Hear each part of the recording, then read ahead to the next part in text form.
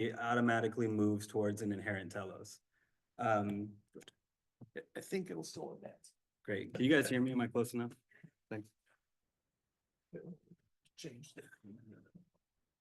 Okay. I also want to say kind of quickly, it's an eclectic project. I look forward to feedback. And I also have to make a bit of a caricature of a number of the philosophers just for sake of time. So, please push back if you want to explore that more in the Q&A. Okay. I wanted to include this slide. I forgot to, but I'm just going to read this passage from Gleanings first. These are not the days of prosperity and triumph, Baha'u'llah tells us. The whole of mankind is in the grip of manifold ills. Strive, therefore, to save its life through the wholesome medicine which the almighty hand of the unerring physician hath prepared. So I sort of see this talk orbiting around that particular phrase and a number of others in that vein. It is not. No problem. Is there? Now. Oh, no. Moving into the future is part of the. Try it now. Okay. Try it now. Thank you. Push the button, see what it works now. There we go. Great. Okay. So I think this topic presents an interesting paradox for Baha'is because we know our writings affirm an inherent teleology. We also know that in the wider world, not only is there a lack of hope and belief in progress, but even at the philosophical level, there's a real disavowal and a kind of concern with theories of progress. So I want to tease this out. I believe there's a real reason for it. We know this wasn't always the case. In the 19th century, there was once a real explosion of belief in progress. And really this culminated in the philosophy of Georg Hegel, who kind of synthesized a lot of the different conceptions of modernity, and his ideas carried for quite a while. And Hegel's philosophy is exactly the philosophy that has been disavowed in more recent 20th century philosophy and 21st. And, what I want to explore is this interesting, as this progress, as this belief in this kind of teleological history collapses, what emerges is actually a rise in ethical critiques and in global thought, which is, two things very dear to Baha'is, of course, right? But interestingly, this is almost in contradistinction to those beliefs in inherent progress. So we have a bit of a paradox. There's no real new articulations of inherent progress. There's like possible progress, And Hegel remains this shadow in contemporary thought whenever history and progress are in question. So there's this interesting issue of, well, how would one think of history past Hegel? How would one think of progress past Hegel?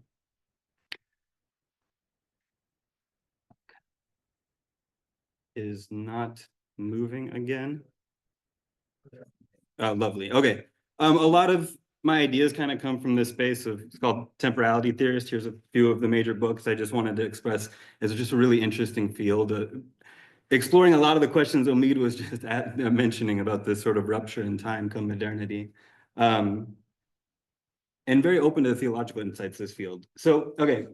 Moving on, my background is in Middle Eastern studies. My thesis was on Hassan Hanafi, the post-colonial Islamic thinker, known in Egypt for attempting to maintain hope and belief in progress after the relative collapse of modernization hopes in the 70s. And this thesis brought me to really explore what is more the general shape of modernity that was collapsing for him. Obviously, it's quite different in a post-colonial setting, but there was something being inherited from Europe.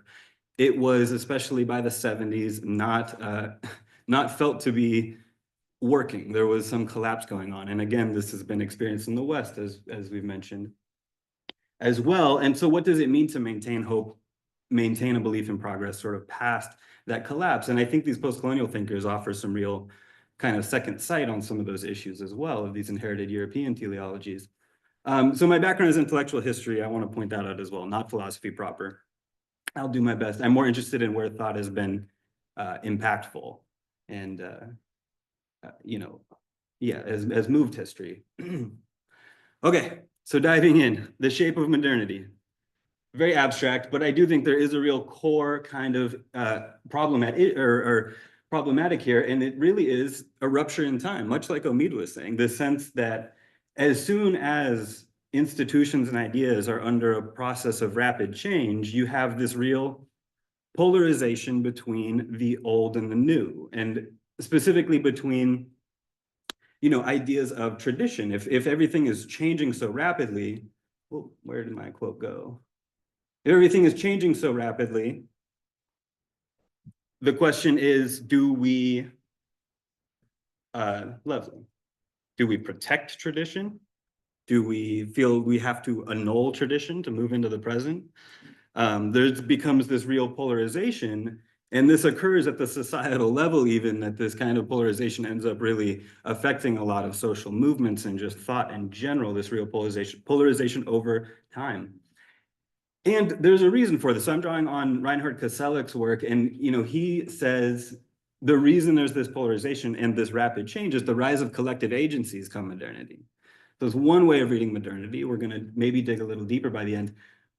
I'm using this kind of imagery of waves to talk about this because the idea is that these collective agencies are very unruly. They're not, it's not something that's in control of a single individual like our own will, right? Civil society, things like political movements and political parties, these are, you know, undulating, very, very rapidly moving and outside of the control of anyone. And as this starts to affect history, this rise in civil society and political movements, that affects the rapid change into modernity. I have to move rather quickly, so I hope some of this makes enough sense when we draw a picture. So Koselleck basically says, in the classical period, the space of experience, the horizon of expectation are roughly co-equal, meaning you can imagine your grandchildren are going to face about the same set of choices, about the same political order that you were living under, and same with your grandparents, say. And he says the reason why: the future was a known quantity insofar as the number of politically active forces remained restricted to the number of rulers. So you can't imagine a whole qualitatively different level of change. It's all contained. Okay, come modernity, we have this famous quote from de Tocqueville: as the past has ceased to throw its light upon the future, the mind of man wanders in obscurity. Here's this rupture, right? This sense that, oh, no longer can I really imagine what my grandchildren are going to be living through because of this rapid change. And this is what causes the polarization. This is what, okay, well, do we hunker in and try to protect our tradition? Do we try to think of modernity as a total rupture with the past? And actually later, that's the famous quote later in that paragraph, de Tocqueville makes the same point as Koselleck, that the reason why is each individual stands apart in solitary weakness under this new order, right? Solitary weakness, and society at large is active, provident, and powerful. So it is this new collective agency that's moving things rapidly. And we get to Hegel's interpretation. So the question is, how do you build a theory of progress out of this and give it a sense that things are moving in the right direction and that a new ideal order is coming into the present in this situation? So you need to explain, why are institutions changing so rapidly? And how does the individual and the collective relate? These questions, you know, last with us even beyond Hegel, of course. And I'm going to argue, and I'm making short thrift of Hegel here, but I'm going to argue Hegel really makes an ontology of the conflict. He says, so I've got my waves here. You can tell I like the imagery. These collective forces, in Hegel's view, the individual, and I'm going to use a rose for the symbol for the individual. The individual is merely subsumed under the collective, basically. So it's his way of making sense of these modern forces and how unruly they are. He says it's called a totality, the identity of the subject, the finite self, the objectivity, which for him is historical, society, economy, institutions. The individual is totally subsumed here. And it means really that there's this internalization of the conflict. The idea of selfhood even becomes this internalization of these polarized forces moving in society. So, and this is helpful to draw out quickly, he uses the symbol of the rose and the cross to talk about this surrender. That's the role of the individual in society for Hegel. Total subsumption, total surrender. And he also calls this the infinite, which, if that doesn't make sense, it doesn't really matter, but it's a bit helpful to tie with the different understandings at the end. Okay, so we have our totality. How does Hegel make progress out of this? And he basically says, again, doing the short thrift, but he says this totality moves individuals, not the other way around. So these conflicts actually create the new future. And he basically, just to totally oversimplify, every order creates its own opposites at the level of ideas, and then these are enacted in history. And this conflict produces the new order. And that's important to remember here and think about. It's the conflict in Hegel that produces the new order, which annuls the past. And it, to some degree, is kind of, anyways, annuls the past, and this process moves history ever forward into the future. Okay, quickly, this all comes together in his sense of world historical individuals. I'm going to read the quote. So such individuals had no consciousness of the general idea they were unfolding while prosecuting those aims of theirs. On the contrary, they were practical political men, but at the same time, they were thinking men who had an insight into the requirements of the time, what was ripe for development. This was the very truth for their age, for their world, the species next in order, so to speak, and which was already formed in the womb of time. It sounds kind of like a prophet in some ways with progressive revelation, right? But Hegel is talking about people like Napoleon and Caesar and warlords, because his understanding, again, is that ontologically conflict, this societal conflict, is actually ontologically primary in some ways. So people like Caesar, people like Napoleon in his day are the ones that are driving that totality to the extreme, creating the new order, bringing in the new into the present. It's really implicit in his ideas. It's not just some 19th century fascination with Napoleon. And this is really a lovely quote, in a kind of horrid way. It is even possible that such men may treat other great, even sacred interests inconsiderately. So mighty a form must trample down many an innocent flower, crush to pieces many an object in its path. So not the prophet, right? Very different picture. This is Hegel's understanding of progress. We've got our societal forces. We've got this rupture between past and future. We reconnected past and future. We've given it an interpretation to make sense and to interpret how the new order is coming into time. Counts for institutional change. It accounts for the relationship between the individual and society. Okay, understandably, people no longer countenance this after some of the major atrocities in the 20th century, especially, but people also turn this back to colonial atrocities during Hegel's day. And it just requires an entire rethinking of Hegel. There are still Hegelians. Most philosophy moves on altogether, but there's a rethinking either way. And I'm going to take us through some of my favorites, really, but a little bit of the kind of tradition here. And a little bit, too, of why Hegel still seems to slip in the back door whenever we're trying to think about progress. And I'm trying to tease out, well, how can we think about progress in a way that doesn't implicate us in these horrible things? You know, what is hope if it makes you feel so guilty, frankly? Okay, this is one of the most famous critiques, Walter Benjamin's. He's talking about this image he owns of an angel, he's using it as a symbol. He says, this is how one pictures the angel of history. His face is turned toward the past. Where we perceive a chain of events, he sees one single catastrophe, which keeps piling wreckage upon wreckage and hurls it in front of his feet. The angel would like to stay, awaken the dead, and make whole what has been smashed. But a storm is blowing from paradise. It has got caught in his wings with such violence that the angel can no longer close them. The storm irresistibly propels him into the future, to which his back is turned, while the pile of debris before him grows skyward. This storm is what we call progress. Very interesting, right? Very beautiful. And it's a whole different picture of, so this is Hegel's totality, right? Benjamin asked, is this really progress, or is this not just a pile of wreckage upon wreckage that we are seeing?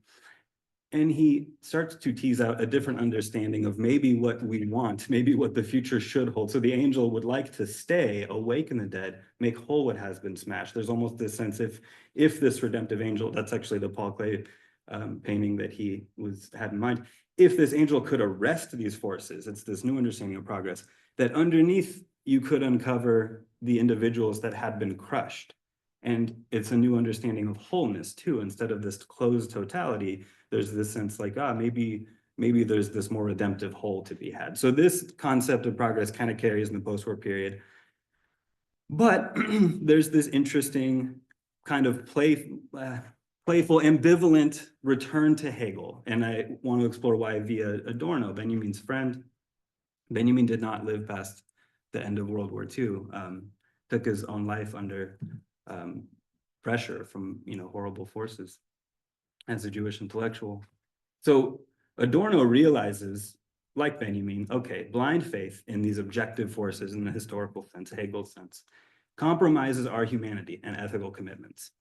Yet also, we cannot let go of Hegel's higher reason without handicapping our understanding of modernity, because you need to be able to see institutions and ideas as mutable and in this process of change. And the belief in reconciliation in some sense is essential to progressive reformative action. So I'm going to read just briefly a quote of his that encapsulates a lot of this. He says, "We must view reality and act within it as if redemption is possible without putting blind faith in historical forces to carry us there. The only philosophy which can be responsibly practiced in the face of despair is the attempt to contemplate all things as they would present themselves from the standpoint of redemption. Perspectives must be fashioned that displace and estrange the world, reveal it to be with its rifts and crevices as indigent and distorted as it will appear one day in the messianic light. But beside the demand thus placed on thought, the question of the reality or unreality of redemption itself hardly matters." In some ways, very dear to a Baha'i message, right? And this is coming after the collapse of like genuine belief and hope in the Hegelian form. But that end is kind of key. It sounds like he's critiquing religion. I'm sure he is to some degree. It's mainly a critique of Hegel, and it's this trying to figure out how to continue to think progress without the totalizing form of Hegel. Okay, I like these pictures maybe too much. Is this a way to visualize him? You tell me. There's no closed circle. It's not this closed sense of progress. Okay, so moving on, there's this real ethical turn in philosophy post-war. People like Franz Rosenzweig, Emanuel Levinas, wonderful Jewish thinkers, Alistair McIntyre, it's a convert to Catholicism. I want to throw in Taha Abdurrahman, a really beautiful Moroccan Muslim scholar. They're all concerned with this loss of ethical commitment under modern forces, pursuant to exactly the reasons we've been discussing. But to quickly go over, and many of them write whole books on Hegel, at least 3 of those up there. Okay, to quickly go over one of the main theories, Rosenzweig and Levinas.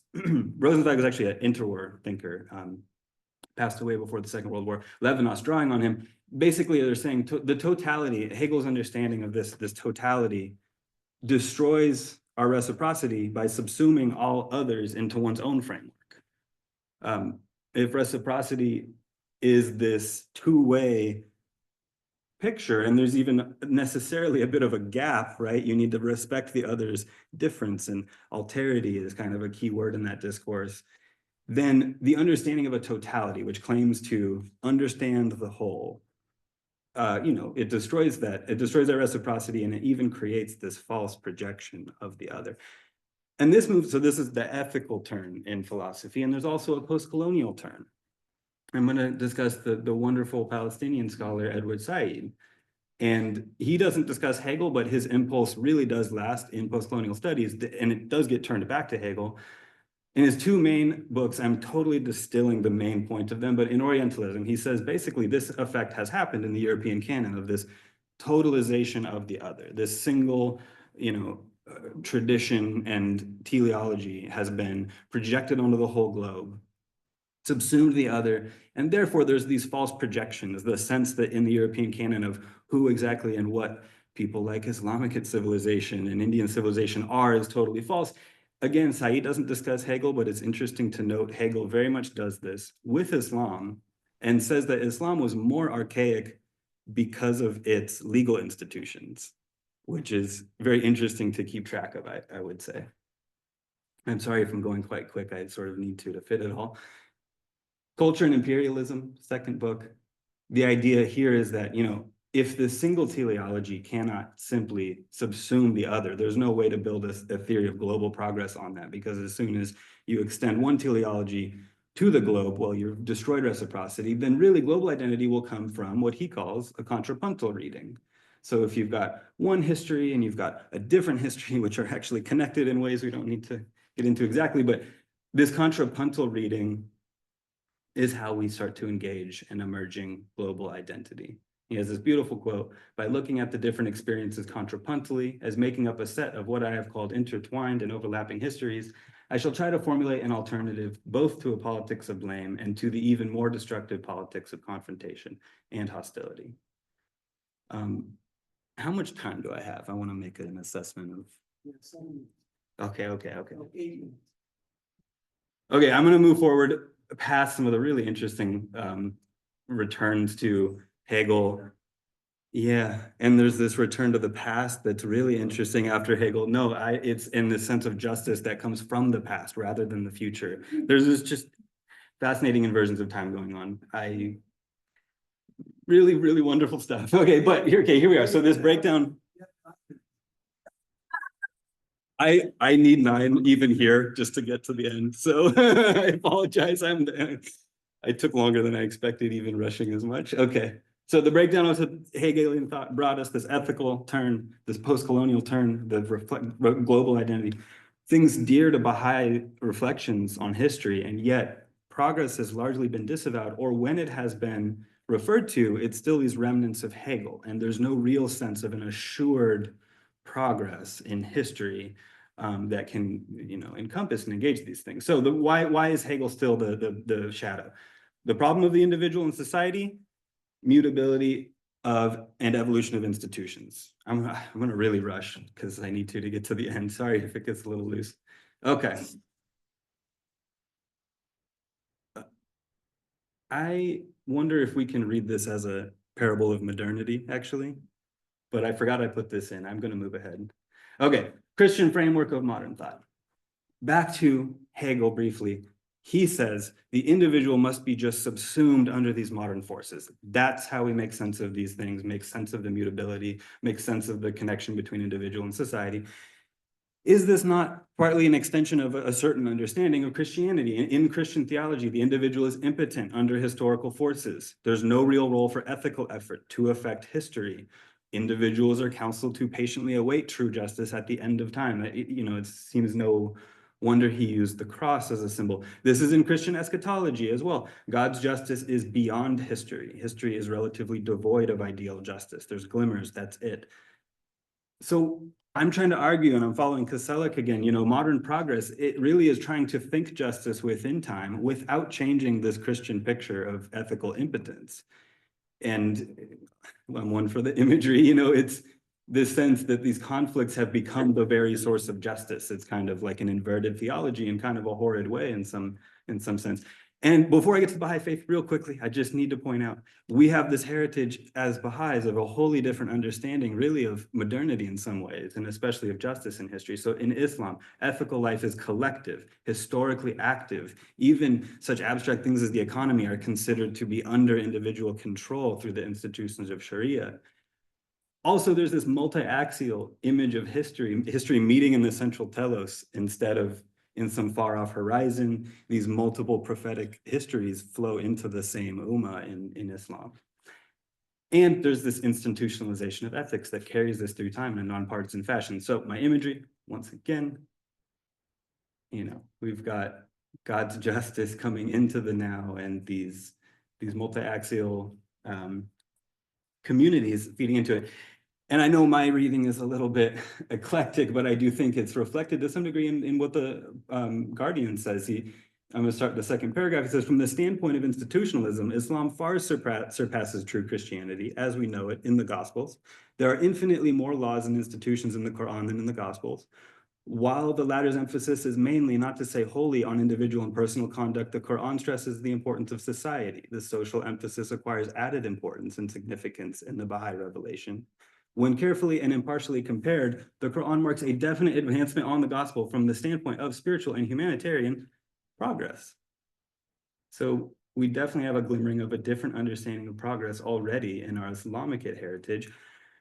Okay, this brings me to the Baha'i faith. How much time do I have, Todd? Okay, I'll take 5. Is that all right? Thank you. I apologize and I appreciate it. Oh, well, that's kind. Okay, this is the most difficult part for me to integrate. I have an understanding of what I want to say about time in the Baha'i faith. It's incredibly just abstruse and beautiful. I decided to try to narrow in on the Conference of Badasht. This is the moment in the Babi and Baha'i dispensation when time was ruptured for the first time in the Islamic dispensation. So it is, in some sense, I would argue, the moment around which all these other ruptures in time and history revolve. Like this is the quintessential one. Perhaps likely even the ones that happened before Badasht, as in Hegel's day, were premonitions of this. So we're given a bit of a picture in how does the faith conceptualize time and the emergence of the true and the emergence of the new. And interestingly enough, for those who know, and I have to do it quickly, in the Conference of Badasht, right, Kudus and Tahara end up forming whole constituencies, and it conforms to exactly the picture of time Koselleck had drawn out for us, that there's this relationship to tradition. Once tradition is ruptured, so for those who don't know, Kudus argues really that we need to protect tradition in this scenario. And Tahara is arguing ostensibly that the past must be annulled in order for the true future to come in. And whole camps kind of join each side, just like the kind of picture of modern social movements I was picturing or depicting with Koselleck. But here's the thing, right? In Hegel's understanding, you would make this the very cause of progress and the creation of the new. Hegel ontologizes the conflict, and he would say, you know, the fight between them would produce this new ideal order. And what do we know? Baha'u'llah was already there. He was behind a door, if I remember right, and I could remember a bit wrong, but he was certainly not active during the conflict. He was awaiting people to accept their oneness, to accept really the true future, which is not only the Baha'i faith, but this human oneness that Baha'u'llah exemplifies. So in this image of time, oneness is both the future and it's already present. And I'm very grateful for Dr. White taking us through evolution, because it's the same concept of this perfection is already present. And what are we told when Baha'u'llah is accepted, when the conflict sort of exhausts itself? He healed the wounds which that sharp controversy had caused and directed the efforts of both along the path of constructive service. Beautiful, very practical. I think there's actually an even more interesting, it's in a footnote. We are told in a footnote in the Dawnbreakers, this arrangement was made for the purpose of mitigating the effects of such a challenging and far-reaching proclamation, and of averting the dangers and perils which such a startling innovation was sure to produce. It's so fascinating. It's this sense, really, I wonder where to go next. It was so hard to figure out how to talk about this last bit. You know, we have this sense in Baha'u'llah's writings like this, the world's equilibrium hath been upset, in Shoghi Effendi's writings, that a true infinite, not Hegel's sense of an infinite within one nation, one polity, but the infinite of humankind, has entered history once and for all. It's not awaiting the end, it has entered. And the process of change in institutions is actually these institutions being put to the test. Can they accommodate to this larger, more expansive ideal that has already entered? It is a different conception of institutional change than is in Hegel. It's not this process through conflict and through time. There is still conflict. As we've seen in this Conference of Badasht, there's a comprehension of why conflict exists in some sense, but it's not given the driver's seat.